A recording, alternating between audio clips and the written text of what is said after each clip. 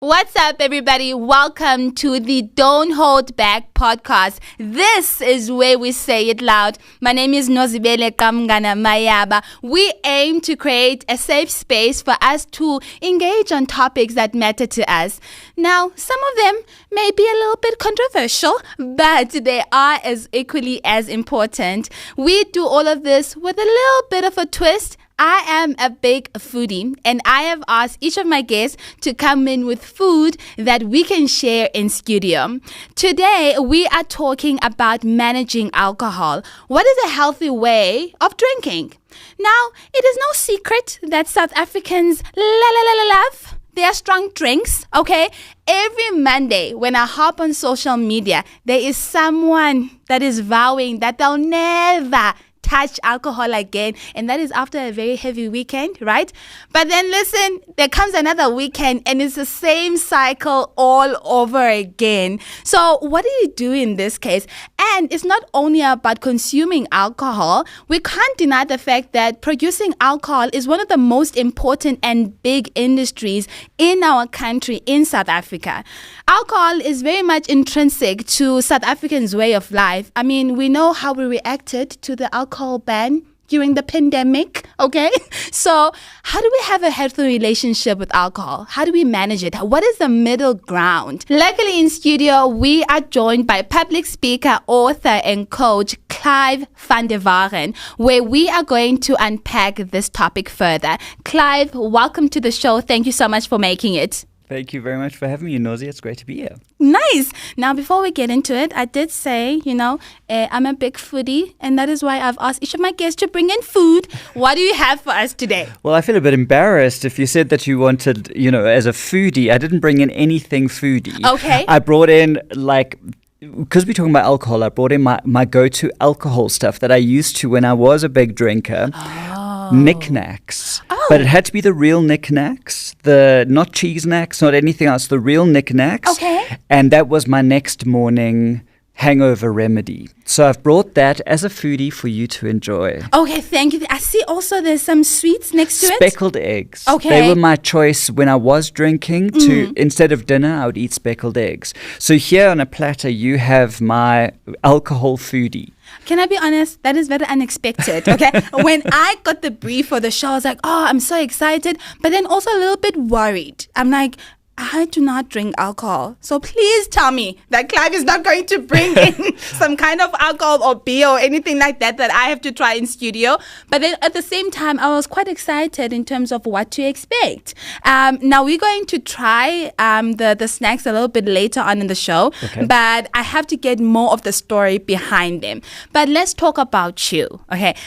Your whole career is about, getting the best out of everyone. But let's talk about the story behind all of that. What made you get into this career?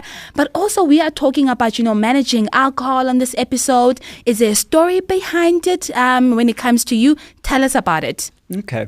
So I don't know how I got into this, really. I kind of fell into it, I think. So I've always wanted to help people. That's kind of been part of my nature, I suppose, but it's quite cliched when people say that.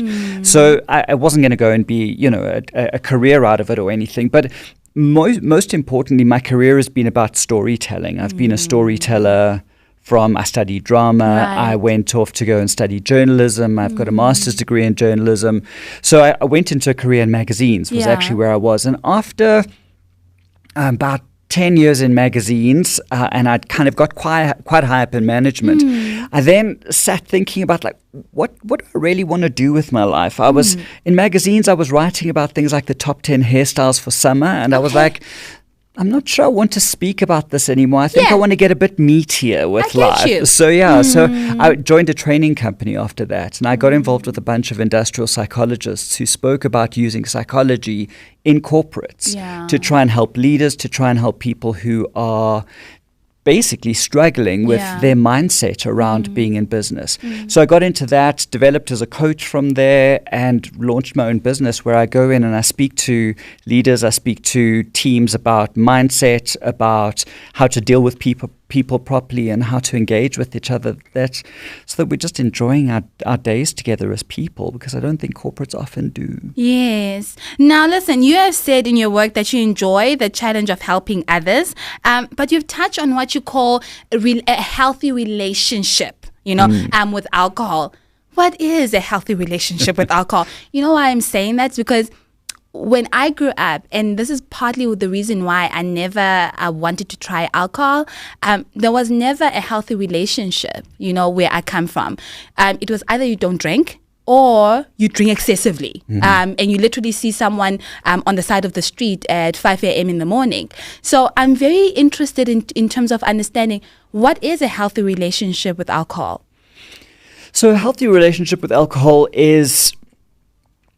It's easier to answer that from what is an unhealthy relationship with alcohol, because an unhealthy one is any one where there's discomfort around how much you drink, what you drink, when you drink. So whatever that might be. So, we do have this picture of an alcoholic. That's an unhealthy relationship with alcohol. Is that, you're falling over in the street, that excess that you're talking about. But a healthy relationship with alcohol is one where you're mindful about drinking. So what happens is that, and it's difficult to be mindful about drinking, because the problem with drinking is it gets rid of mindfulness, because the more you drink, the less barrier you have to kind of saying no to more drinking.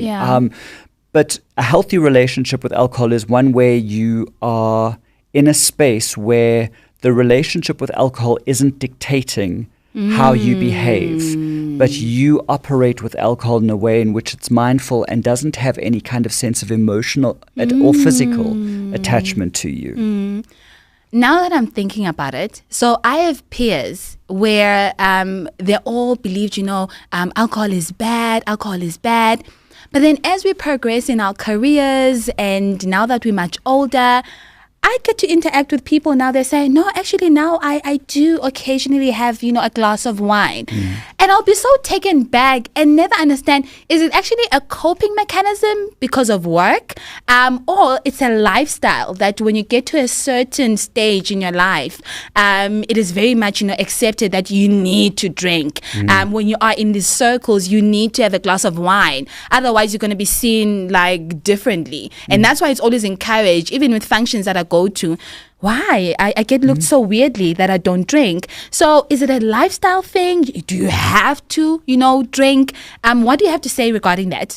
So it's interesting, because the thing about alcohol is that it's a drug. So it's a toxin for the body. But it's probably the only drug where when you say to people, I don't want it, then people say, why? So if I had to say to you, I'm off heroin for the week, I'm cleansing, I'll clap. Yeah, exactly. Yes. Whereas if I say I'm not drinking, people think I'm strange. So it is something that in terms of society, it has become a kind of sense of fun is associated with alcohol. Celebration is associated with alcohol. There's all sorts of things that we associate with it. And if you're not partaking in that, it's almost like you're not part of the community, because the alcohol kind of wraps up that community that we're a part of. And that's what's difficult about giving up, is because it is often then seen as you either not fun, or people immediately assume that you've got a problem, and they go to the alcoholic space as well. But I also want to add to what you said, because it's interesting, is when people kind of start off, when I was younger, I was also very like, oh, alcohol's terrible. We would have the odd glass of wine as a family kind of thing. And then I went to university, and like all good university students, I had a great time with alcohol, but it was weekend kind of partying, as it went along. Then I got into magazines, and I was part of a wine magazine, and I started judging wine, and I started going to wine tastings, and it did become a lifestyle. Like, I loved the craft of wine. I still do. I think there's an art to wine, there's a craft to it, and to whiskeys and beers and all of those kind of things. But eventually what happened in my own journey was it became something where there was an emotional attachment. I used to drive home, and I couldn't wait for my glass